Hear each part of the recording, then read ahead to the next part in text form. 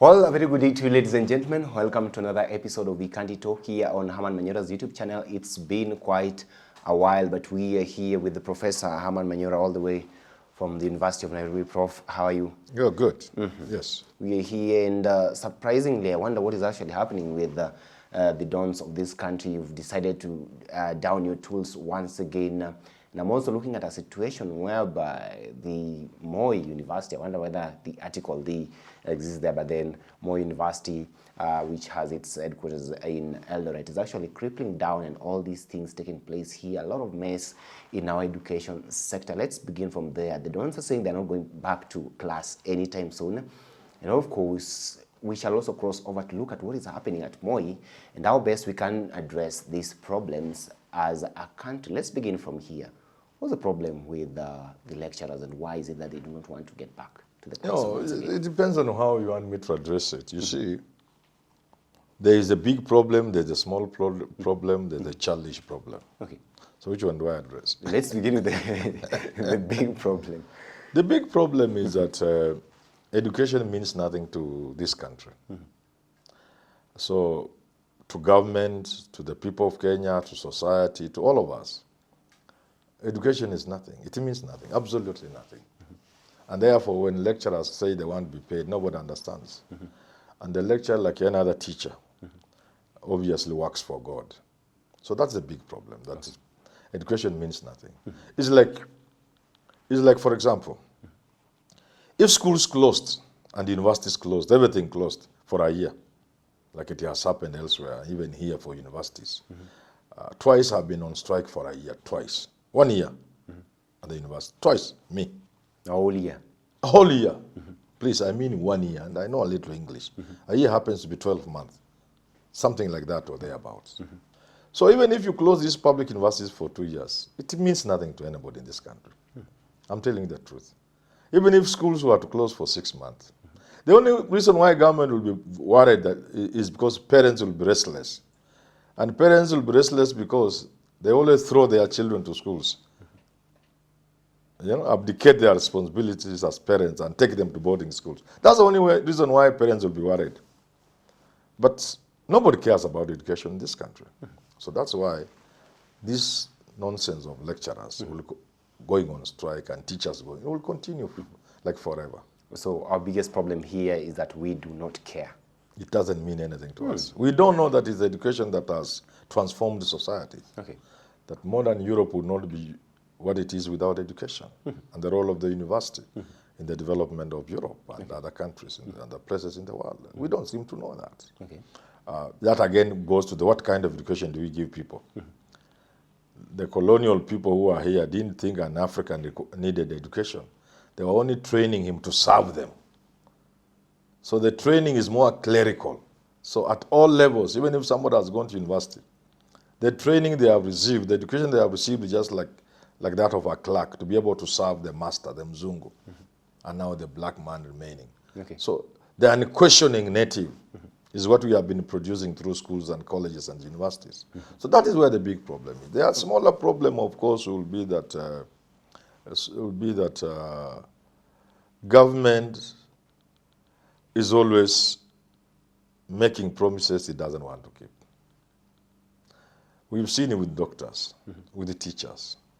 Governments sit down after a long stretch of negotiations with unions, with all relevant bodies and agencies and persons and offices, ministries, what have you, all of them represented.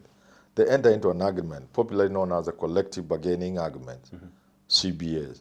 And it's signed completely, even taken to court sometimes and registered and so on and so forth. Okay. Then the government gets to a point where they don't want to pay, they don't want to honor. Some of the provisions in the CBA are not always about money, just perhaps working conditions. And the government is not willing to do any of these things. So it's a question of the government turning its back on its workers, shamelessly, and using the courts to declare strikes illegal. I've never seen the courts thinking any strike was legal. In complete contravention of the Constitution of the Republic of Kenya. Because the Constitution is supreme. The laws under which the courts operate to declare strikes unprotected or unconstitutional or illegal, were created in 2007 before the Constitution of Kenya, 2010. So they must be in sync with the Constitution. So but then the childish part of it, because I told you there's a big reason, the normal, ordinary reason, and then the childish one. The childish reason is professors going on strike and parading themselves on TV, and what they are pushing for is 7% of their meager salaries. That is laughable. That's childish. Why would professors go on strike so that they may get 7,000 shillings, 6,000, 5,000 shillings? That's childish. How can you go on national TV and say, unless we are paid our 7%, our 4%, we all know the salaries of a professor in this country. So 7% of that salary. There was a year teachers were on strike, a very serious strike. Teachers, secondary school, primary school, I think they were primary school teachers and secondary school teachers.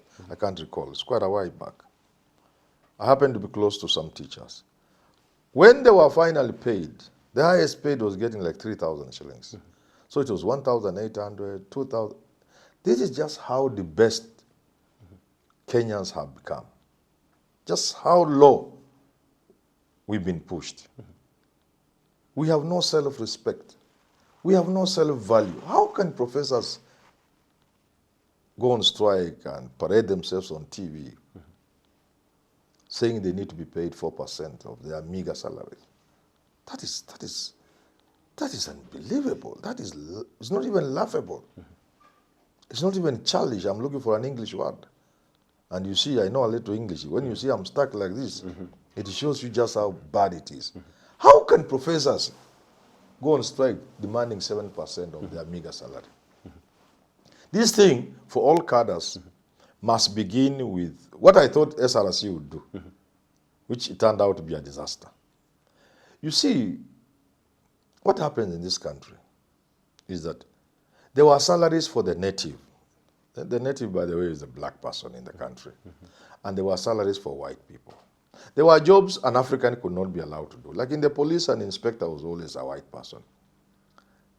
Registered nurses, I'm giving examples of people close to me, were white, so nurses, sisters, and that. So even after independence, when we began slightly before independence and after independence, we began to Africanize certain cadres and job positions. What we didn't do was a salary. So that whereas you now took a job which previously was done by a white person, your salary remained a native salary. You get what I'm saying? A native salary. So you need an overhaul. So the position changes, but the salary remains constant. Something else, which is important to this country, is it's not just about a question of lecturers asking for salaries. It's not a question of doctors lying on the roads. The A students you carried on your shoulders, shoulder high, and sang down songs and praised them when they scored top at class 8. What do you call that exam? KCPE. KCPE, that is. And they repeated the same feat in Form 4, and you carried them with twigs and dance, and now they are lying on the ground demanding to be paid an extra 10,000. It's not just that. It's a question of what is the role of wages in the economy. Okay. Unless you have people with good salaries, living wages, so that they have enough money to spend in the economy, then you are wasting your time. People must spend, people must have disposable income. They must have income even to save, to spend on insurance, to spend on other professional services for the economy to grow. So when you underpay people, and the government is always the one benchmarking, people use for benchmark.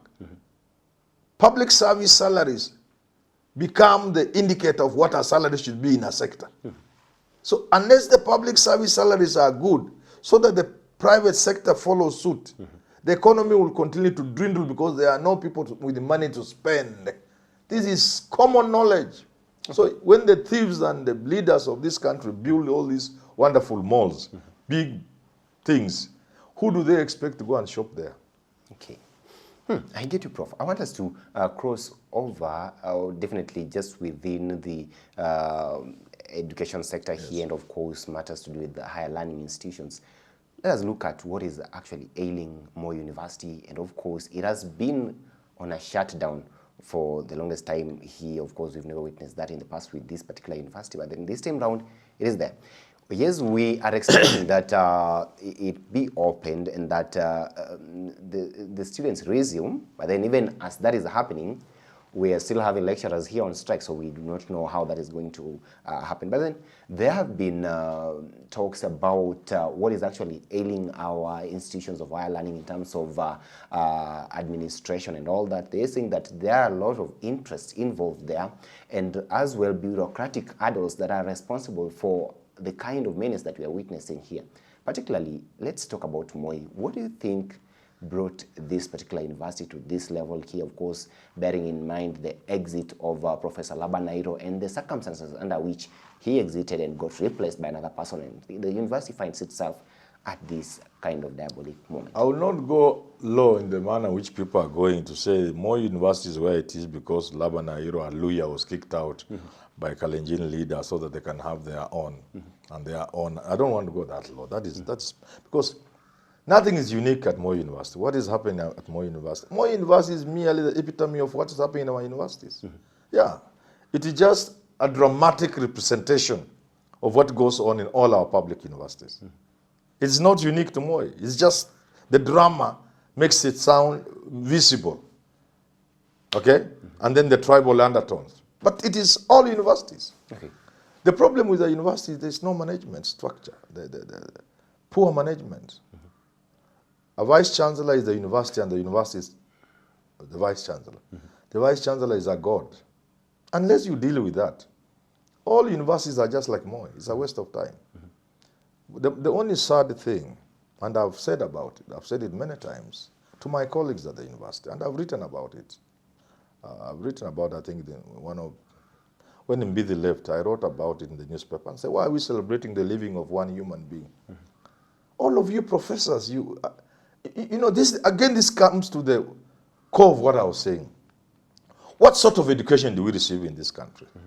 How can professors allow one individual to mess a university and they are there? What education did they receive? Are they really educated? These professors are just primary school teachers with titles. How can professors allow one individual to mess a university for, if he's there for 10 years, the 10 years, he can destroy it. What I would understand, not quite well, but I will understand what happens in secondary school teachers. When we used to call them headmasters, now they like being called principals. Here others are senior principals, chief, they like titles. When the principal drives inside the gate, everything freezes. The students freeze, the teachers freeze. That's the sort of education we have received. And it is playing out at university level. And that's why all these universities are going down. I've asked my colleagues, why can't we one day go to Taifa Hall at the University of Nairobi and send somebody to call the vice chancellor, because he's one of us, and tell him, sir, come down and explain to us why things are going wrong. Maybe we don't understand. Make us understand. He will come. If he doesn't convince them, they will tell him, please take a walk, go back and teach. Let somebody else do this job. If he doesn't, they can go and if he doesn't come, they can go up there on 17th floor and remove from there. Tell them, please, just go back to Kabeta and teach. Why do you want to kill the future of this country? This university doesn't belong to us. It belongs to the future. We cannot allow you to mess the university. Look, professors are like people who didn't go to school. A principal of our school comes and destroys everything. I saw in Kakamega High School, one individual for the years he was there, mpaka akakata miti zote zilikuwa zimepandwa na wakoloni. Akakata mbao, kuni, akaaprut the roots, akachoma makaa. Na teachers are just there. Mpaka shule inaenda chini. A principal brings down a school completely until it cannot recover. And the teachers are just there. And some of them are even more educated than him. That is the education we have in this country. We have no education.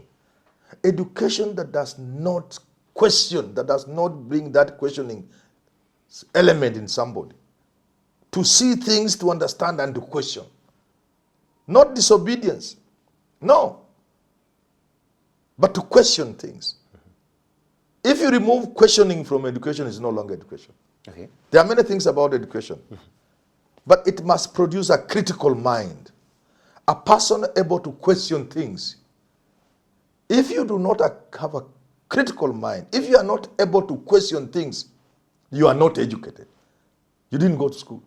And therefore, if you want to understand what is happening at Moi, which by the way is what is happening in all the universities, go and look at the education the professors have received. It's not education.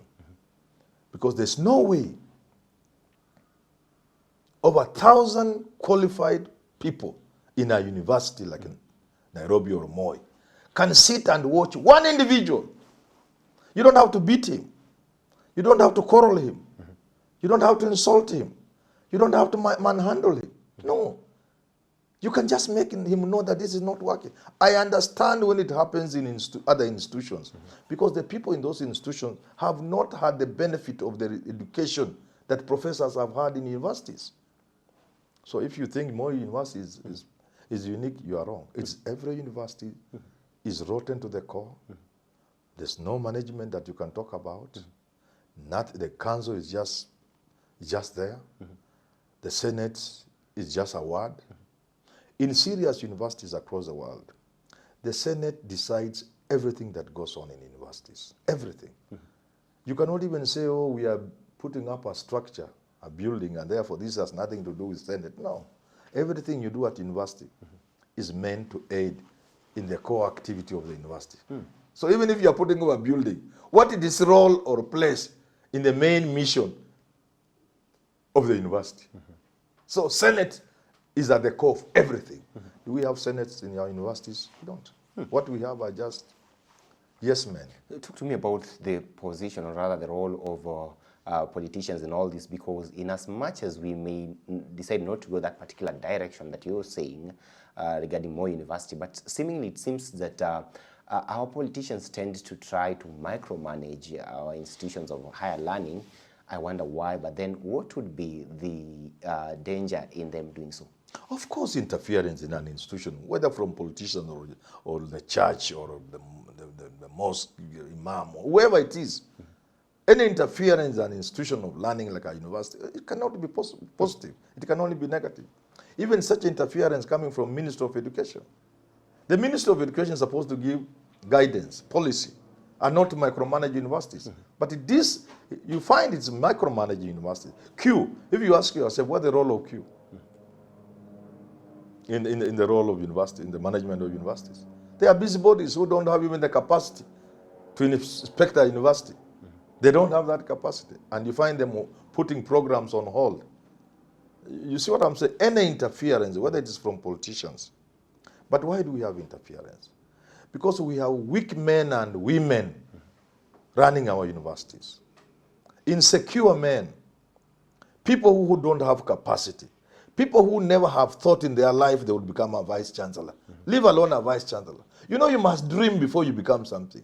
People who never even in their wildest dream in their journey of life believe they could be a headmaster of a primary school or a secondary school find themselves now vice chancellor. How can such a person run a university? And now, in the ecosystem that I've described, where the people, the faculty, the teachers in that university have not received education because they are not critical, because they cannot question anything. So what do you have? The mix is terrible. You can't have a university. A university must be run by intelligent men and women. The best you can get at any one time. Such a men are not insecure. They do not surround themselves with sycophants, praise singers. They listen. They consult. They seek advice.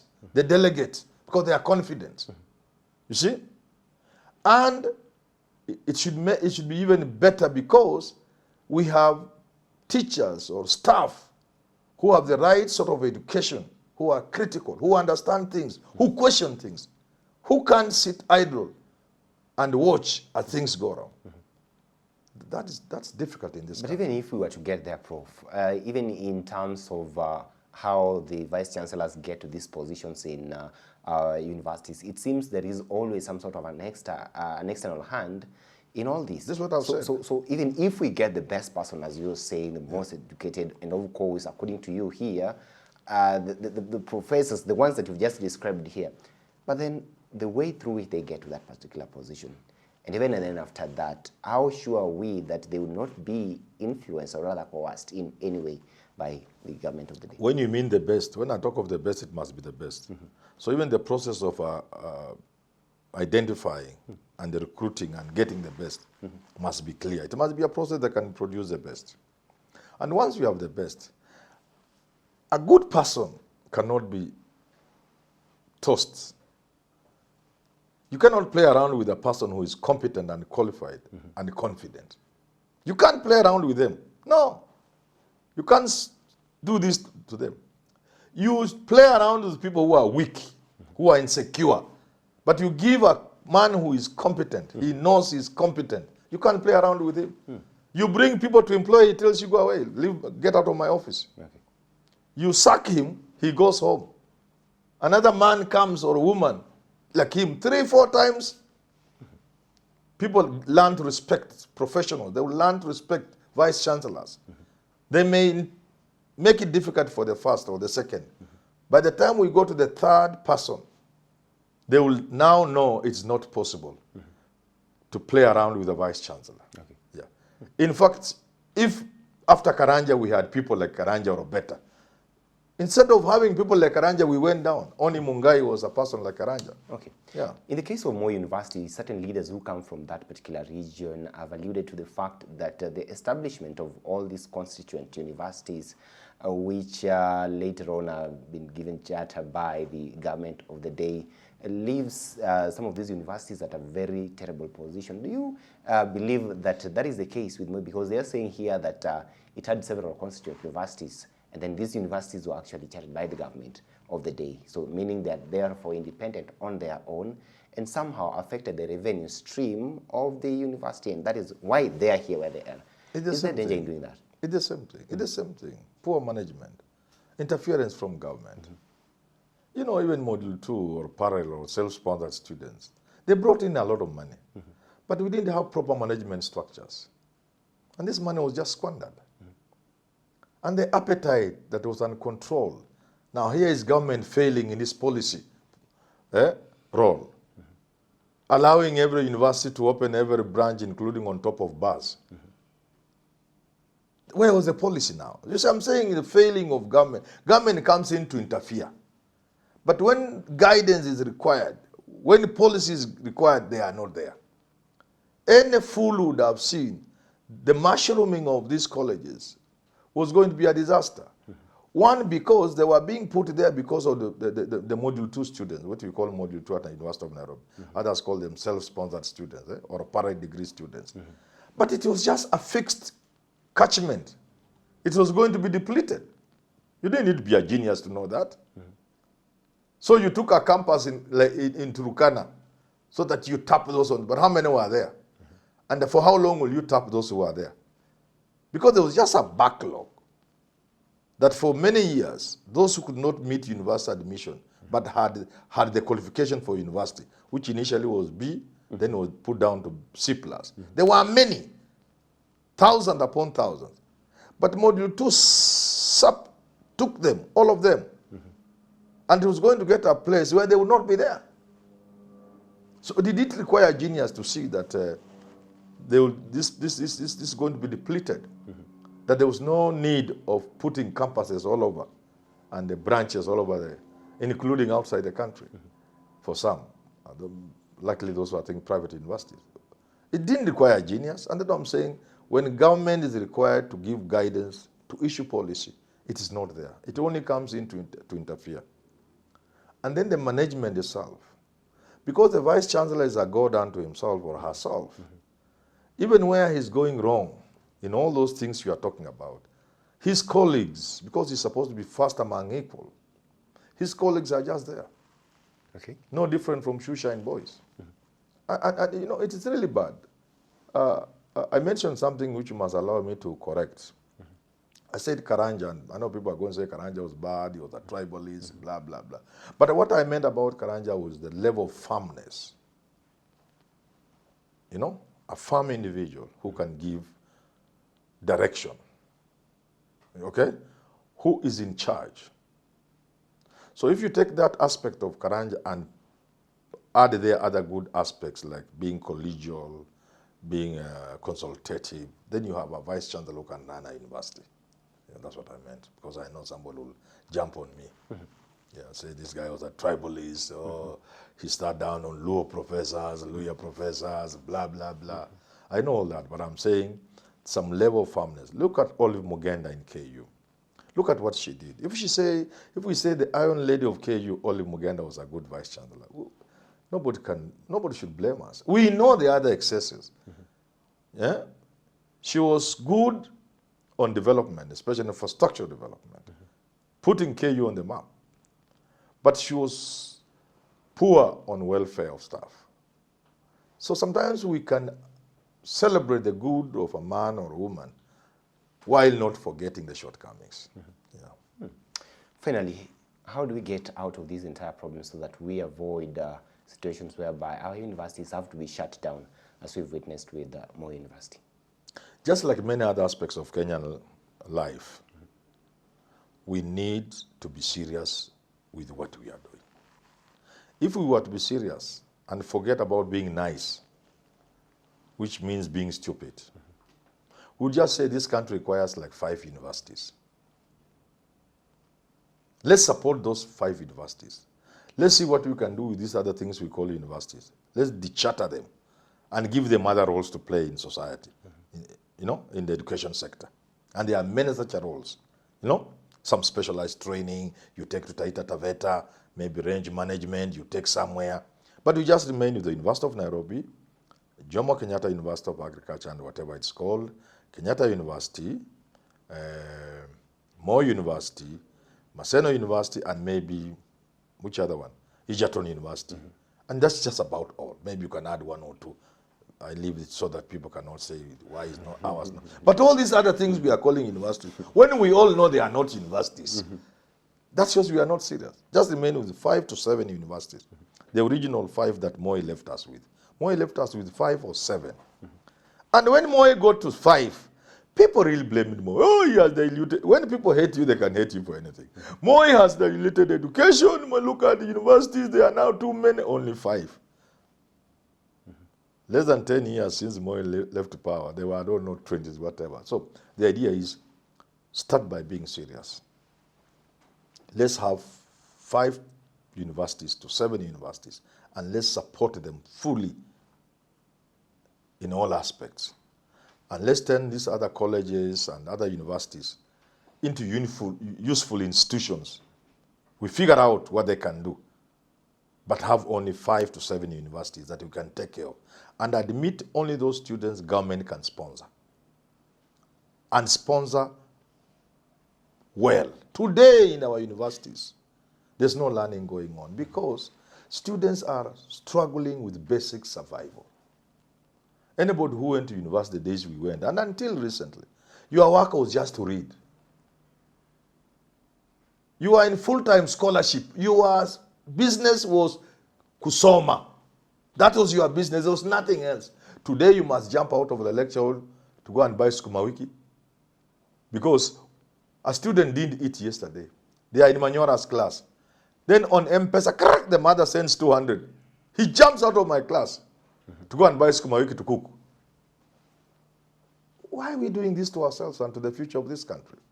We must find a way of funding education so that the business of a university student is nothing but to engage with learning, period, until he leaves.